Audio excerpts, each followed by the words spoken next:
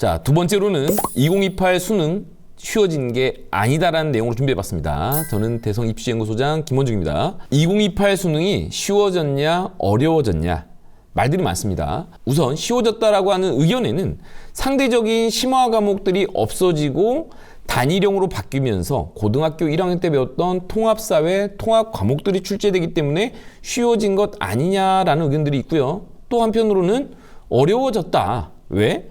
변별력 확보를 위해서 탐구 과목에서 문항수와 시간이 늘어났고요. 또 계열에 상관없이 반드시 사회와 과학을 모두 응시해야 되기 때문에 분명히 더 어려워진 거다라는 그런 의견들이 있습니다.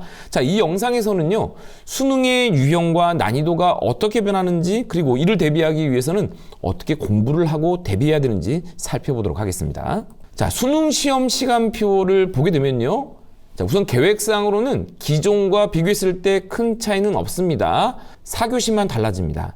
자, 어떻게 달라지냐면 우선 사탐과 과탐의 응시 시간이 좀 더 늘었죠. 그 사이를 보면 쉬는 시간이 좀 더 늘었어요.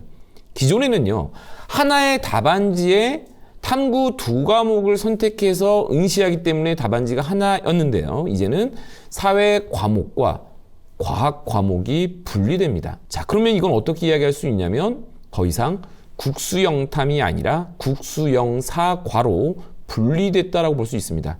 그렇기 때문에 대학 입장에서는 더 이상 유형이 문과, 이과의 구분이 없기 때문에 아마 사탐과 과탐을 반영 비율을 조정해서 대학의 계열에 맞게끔 부여할 수도 있을 걸로 보입니다. 자, 수능에서 선택 과목이 폐지가 되면서 성적 표준화 과정에서 선택에 따른 유불리 문제가 사라졌어요. 기존에 언매냐 화작이냐, 그리고 미적이냐 기하냐 확통이냐, 그리고 사탐이냐 과탐이냐, 이런 이야기들도 있었죠. 그리고 최근에 있었던 용어들이 있었습니다. 바로 화작론, 확통론, 사탐론들이 있었어요. 자, 이게 더 이상 존재하지 않는 용어가 될 겁니다.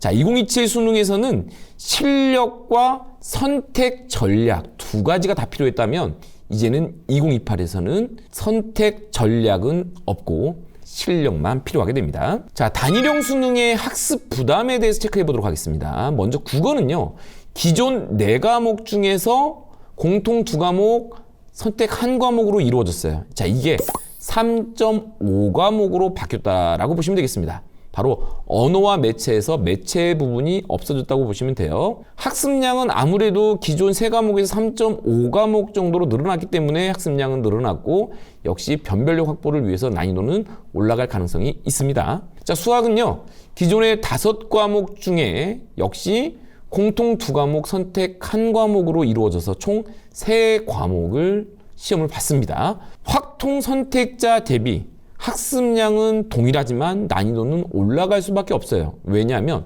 이제 단일 유형으로 시험을 봐야 되기 때문에 기존의 확통 선택자 수준에서의 시험이라면 수학을 잘하는 기존 미적분 선택자 입장에서는 만점이 좀 더 많이 나올 수 있겠죠. 그러다 보니까 시험 난이도는 올라갈 수밖에 없어요. 그래서 확통 선택자 입장에서는 난이도는 올라간 것으로 느껴질 겁니다. 자, 반면 미적기하 선택자 입장에서는 학습량이 줄어요.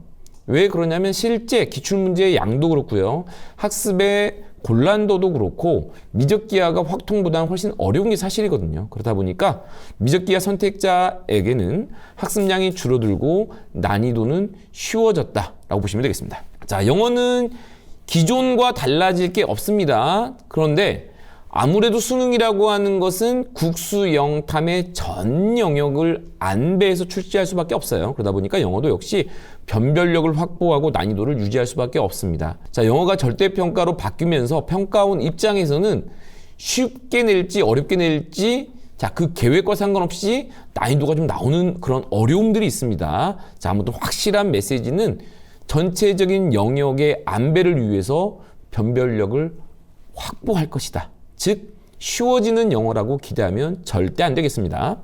탐구는 기존 2과목을 선택하는 것에서 과학 1과목, 사회 1과목으로 단일 형태로 정해졌습니다. 자, 내용은 고1 내용이지만 앞에서 밝힌 바대로 시간도 늘어나고 문항수도 늘어났습니다. 그 이유는 뭐예요? 다소 어렵게 내서 변별력을 확보하려 하기 때문에 단순하게 고등학교 1학년 과정이 아니구나라고 꼭 생각하셔야 되고요. 반대로 자 그러면 이게 위에서 배우게 되는 즉 상위 과목의 문제들이 출제되는 것 아닌가? 네, 그럴 리는 없습니다. 통합사회, 통합과학의 범위에서만 출제되어야 됩니다. 자, 2028 수능은 어떤 학생에게 유리할까요? 아무래도 인문계의 성향보다는 자연계열 성향에게 유리할 수밖에 없습니다. 우선 수학만 보면요. 미적이 확통보다 훨씬 어렵습니다. 그리고 탐구의 경우도 과학이 사회보다 어려울 수밖에 없어요. 어렵기 때문에 확통론이란 단어, 사탐론이란 단어가 등장할 수밖에 없었거든요. 그만큼 훨씬 쉬운 과목일 수 있다. 그러면 자연계열 성향 입장에서는 비교적 쉽다라고 느낄 수 있는 이러한 과목에서 우위를 볼 수밖에 없고요. 반대로 인문계열 성향의 입장에서는 자, 그러한 유리함을 갖고 있는 자연계열 성향의 학생들과 경쟁을 해야 되기 때문에 부담이 좀 더 많아질 수밖에 없습니다. 자, 정리를 해보면 수학과 과학을 잘하는 학생에게 수능이 좀 더 유리해지는 건 맞다라고 이야기할 수 있겠습니다. 자, 2028 수능은요. 줄어든 출제 범위 단일형으로 바뀌지만 절대 시험이 쉬워지는 것은 아닙니다. 수능 시험의 승패는 결국 실력이 좌우하게 됩니다. 학습 부담이 많은 수학과 과학을 미리미리 준비한다면 충분히 승산이 있어요. 거기에 국어, 영어, 사회까지 탄탄하게 대비한다면 충분히 가능합니다. 자, 앞에서 그랬어요. 인문계열 성향보다는 자연계열 성향이 유리할 수 있다라고 했지 불가능하다는 건 아닙니다. 그만큼 여러분에겐 충분히 주어진 시간이 많기 때문에 미리미리 준비하신다면 충분한 경쟁력 확보할 수 있습니다.